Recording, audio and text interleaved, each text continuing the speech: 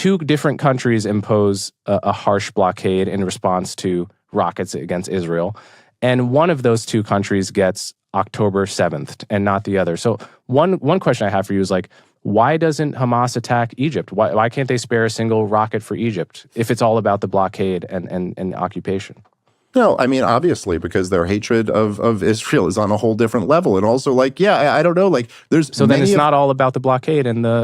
It's not. No, it's not all. A lot of it's about the creation of the state of Israel. A lot of it's about the fact that they view that as their land, that a lot of them did get kicked out of. Of course, all of this stuff is involved. All right, folks, I want to show you a part of the debate between comedian Dave Smith and Coleman Hughes. This was a 3.5-hour discussion, my God, about a lot of topics: Israel, Gaza, American foreign policy, the Israel-Jewish lobby, and much, much else. This conversation starts with Dave Smith making what I think is a very stupid analogy between Israel and the Palestinians and America and slave ownership in the 19th century. Yeah, I know these weird analogies often come up in these discussions. So that's the starting point, just so you know where you are, and we're going to break down parts of the discussion. Let's go.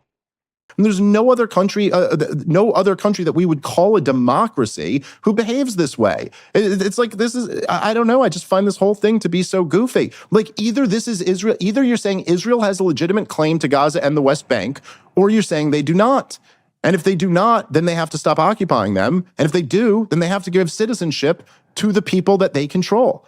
So it's really fundamental Western civilization stuff. So the analogy to slavery is a bad one for many reasons. But first, yes, Jefferson and Southerners in general, they feared, partly based on Haiti and other examples, that if they gave slaves freedom, it would result in a race war. And this was highly motivating for Southerners. It turned out to be completely wrong. Now, there was a lot of evidence at the time that this wouldn't happen, namely the fact that you had Black people living very peacefully all over the North with no problem. You even had free Blacks in the South with no problem. And so you would have had to cherry pick massively to look at the Nat Turner revolt, say, erase all the other evidence of peaceful coexistence between whites and blacks and say, we can't let these people have freedom because look at Nat Turner. Not only that, there was no, anytime there was Black leadership, the most famous Black leader, the most important Black leader in the aftermath of the Civil War was Booker T. Washington, right? You can make the same argument about like the Civil Rights Movement, right? We can't give them voting rights because then they're going to make decisions that are going to be terrible. It's going to be a race war. They're going to destroy us. They're going to, slaughter us.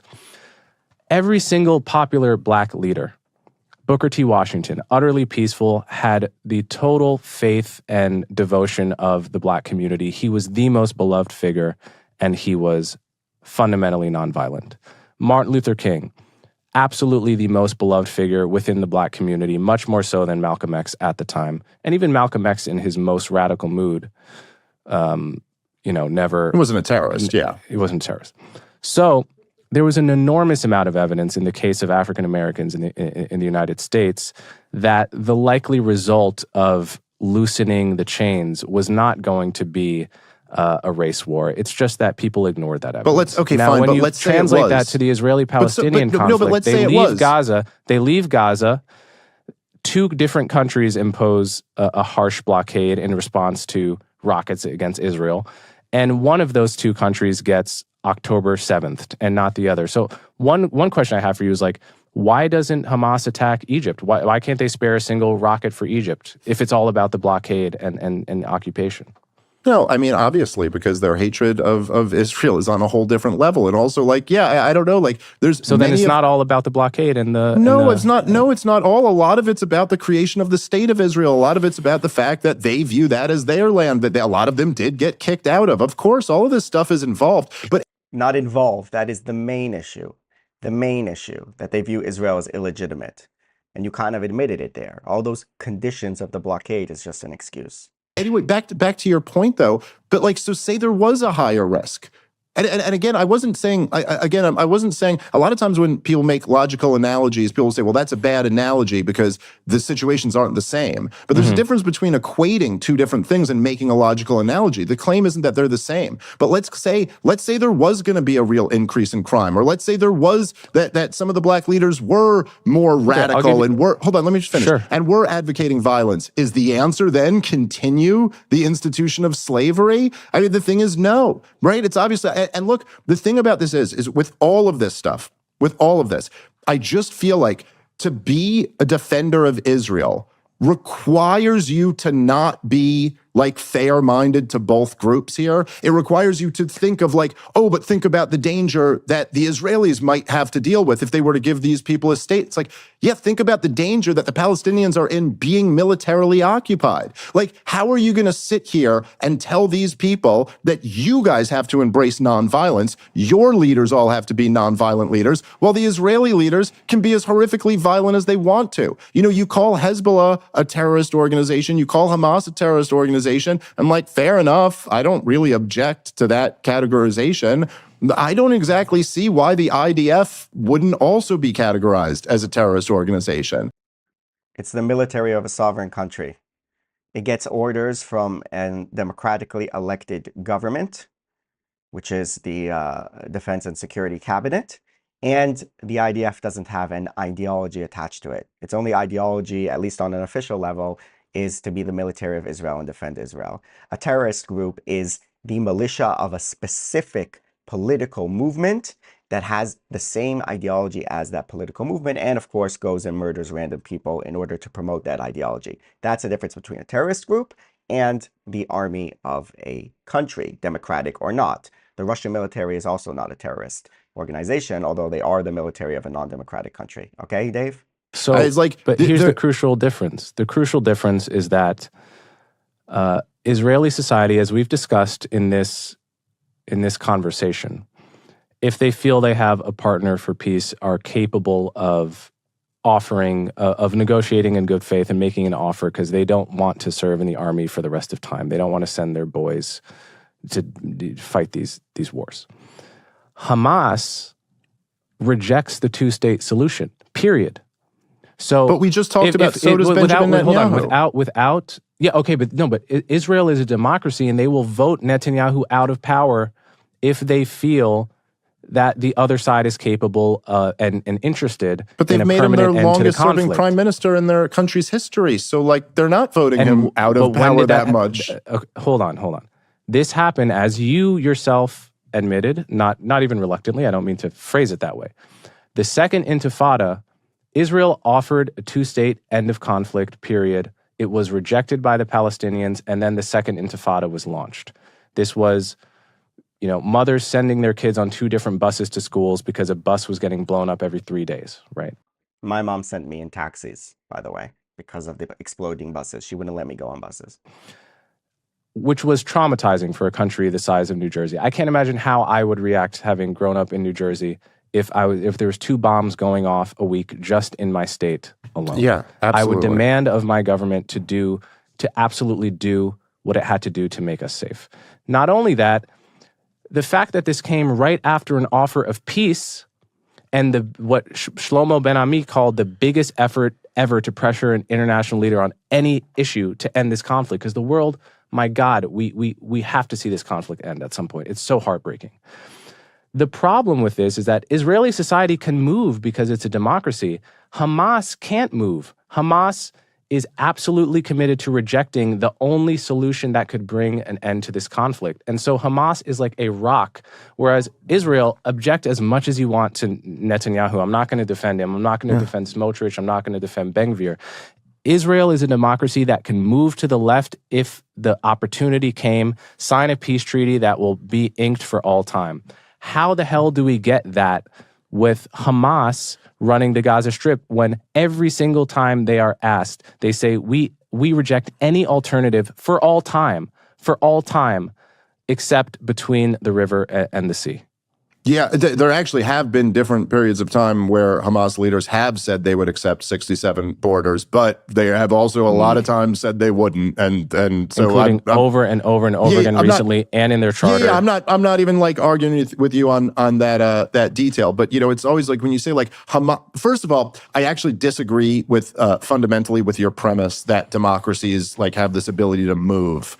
I think actually one of the kind of counterintuitive, strange realities is that often democracies get very stuck. And for example, like the political system in the United States of America really has not like fundamentally changed nearly as much as the political system in China has over, say, like the last 40 years. And they did it through a one-party dictatorship. They still call themselves because the one party says business is good now, and then all of a sudden it's a drastically different thing than it was before. But regardless of that, yeah, but like you can say there's a lot of things Hamas could do that would be a lot better than the things that Hamas has done and could do now that would be better than the things they're doing. Israel also can end the war. It's not true that only one side could do the things that would end the war. I don't even know if you can call it a war. But Israel could end this war. But Hamas is just going to restart the war. It's not even really a war, man. Like a war, you kind of think of as like two governments with militaries battling. It's a captive Hamas has people. What, 20,000, 30,000 people? That's not a war? Hamas has 30,000 fighters or whatever it is? Yeah, no, it's a captive people who have been held stateless without a military of their own being like annihilated. I mean, like, yeah, I don't think war is exactly the right word. But regardless of that, Israel also has the opportunity. Israel could simply say, we're going to stop militarily occupying the West Bank. We're going to pull those, and we're going to live in 67 borders. And you do what you want to do, but if you attack us, we're responding. They could do that too, and they have not done that. Yeah, that's exactly what they did in Gaza, you idiot. That's exactly what they did. They pulled out of Gaza.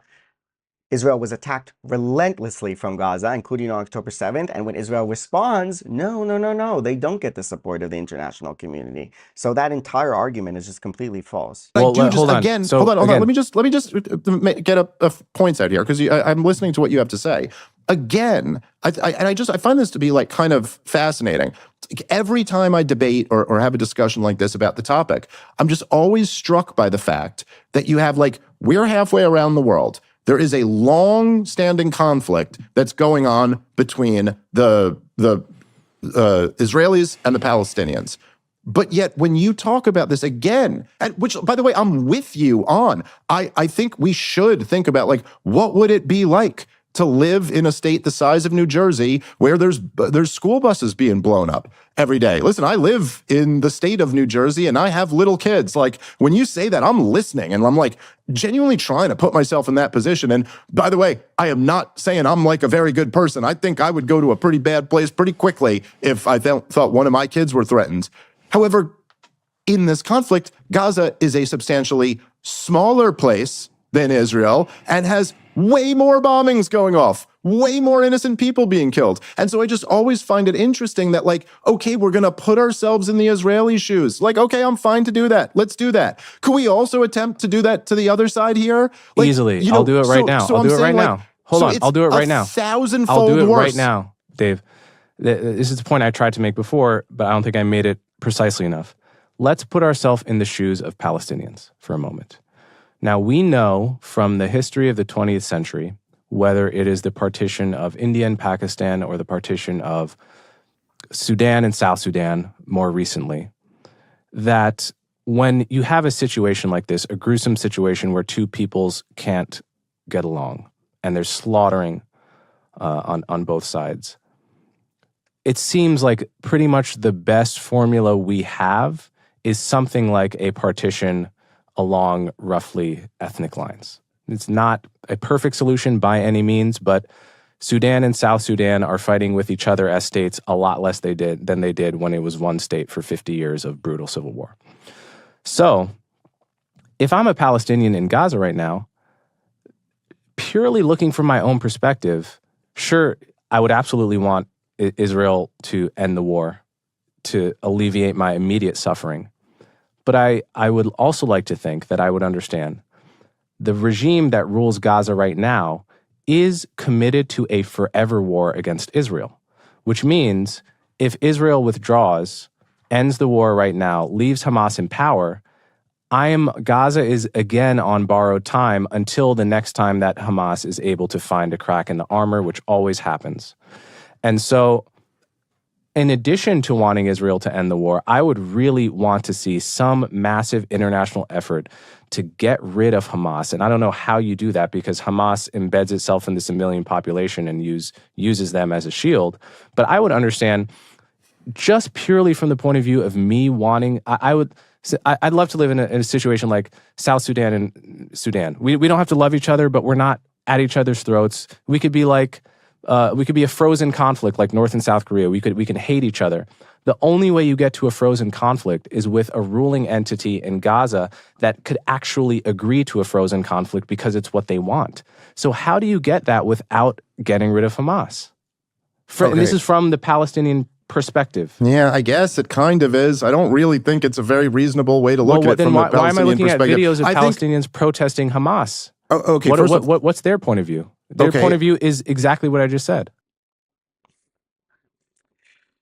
Dave Smith, you say, put yourselves in the Palestinian shoes. The problem is that you don't put yourself in the Palestinian shoes. You project your own analysis onto the Palestinians, which is, oh, I'm suffering from the Israelis. I don't have a state. Therefore, I want to destroy Israel, which is not what they are saying. And the other thing that's relevant here is that it's not just the Palestinians, it's the Egyptians, it's the Jordanians, it's many of the Saudis, it's the North Africans, the Libyans, many Muslims around the world, in Pakistan and all these things, people who are not, the Iranians I didn't mention, they're not under occupation, they're not suffering at the hands of Israel, they're not being bombed by Israel or something like that, and they hold the exact same position as the Palestinians. We reject Israel. There's no such thing as Israel. It's Palestine. It's always been Palestine from the river to the sea, and 100% endorsement of brutal terror attacks like October 7th against Israel. All right? And I would even contest Coleman Hughes there, where he said that people inside Gaza are protesting against Hamas because of the result. The result is this terrible suffering, and they want it to end. But the people in Gaza share a similar view as Hamas, maybe not executed to the same brutality of violence and so forth, but they also reject the concept of the Jews being a people, of deserving to be self-determined in the land, of having a state, as Dave said at one point in the argument, where Coleman said, look, why aren't they bombing Egypt if it's about the blockade and so forth? Oh, no, because their hatred to Israel is more because Israel came into being and people fled their homes after the war that they started. I mean, he didn't say it like that, of course. So he is basically admitting that there's something deeper going on here. But I would say the deeper thing is the main thing, not the conditions, not the bombing. It's ideological, Dave, ideological. If you went into their head, if you bothered to read what they write, in social media, Telegram groups, in their newspapers, their entire discourse, what they say in Arabic, it's the same thing over and over again. No Israel. They never use the word Israel. It's Palestine, it's el-ihtilal, the occupation. The prime minister is the prime minister of the occupation, the foreign minister of Israel, okay? The concept of return, the right of return, as they call it, into the land of Israel, it's all a rejection complete of the state of Israel, which comes from religion, because the Jews are infidels, and they don't deserve to have a state. Islam needs to dominate. And then there's the historical cultural context of, for over 1,000 years, Jews lived as a minority in Arab Muslim empires, and that is their natural place in the world. And why can't we go back to this wonderful time where we all live together peacefully, meaning the Jews under the boot of the Muslims, while they just don't know or ignore all of the persecutions and massacres that Jews underwent inside Arab and Muslim countries. They just ignore it. And I know because that's how they respond to the videos that I made in places like Morocco and Egypt and so forth. Everybody lived peacefully together until Zionism. Wrong. Everybody lived under your boot, under your domination. And now there's one group that's been able to resist that, which is the Jews, and you can't stand it, and you have to destroy that country. It's ideological. Ideological. If you went into their position and you tried to understand them, you would know that. But you're not doing that. You're projecting your own American, whatever it is, onto the Palestinian guy in Gaza, onto the guy in Egypt, onto the guy in Jordan, in all of these places, instead of trying to actually get in their head. Guys, it's ideological. No Israel. Israel doesn't exist. Needs to be removed from the face of the earth. That is what's driving people the Islamic fundamentalist ideology as well, which is in Gaza, Hamas. It's the Muslim Brotherhood. It exists in other places. It's the same ideological base as Al-Qaeda, the ones who blew up the Twin Towers. I'm in New York now, that used to stand over here. Same thing. Ideological, ideological, ideological. The war against Israel is ideological, against the Jews having a state. It's not about the conditions. It's not about the occupation. Israel ended the occupation, supposedly, or what you call an occupation. They left Gaza. There was no soldiers in Gaza, no administrators, no nothing. And then Hamas took it over and started firing thousands of rockets at Israeli civilians. So now there's a blockade. So now the result becomes the reason. Yeah? In this person's mind. Idiot, idiot, idiot. Dave Smith is a complete and utter idiot. And I wish also Coleman, yeah, he challenged him on some of those stuff and he made some good points, but he didn't challenge him enough on the role of religion and the role of the ideology, although he did score some serious points there. The ideology of the rejection of the state of Israel as the reason. That is the reason. All right, folks. Thanks for watching. Don't forget to like and subscribe, and I'll see you next time. Bye-bye.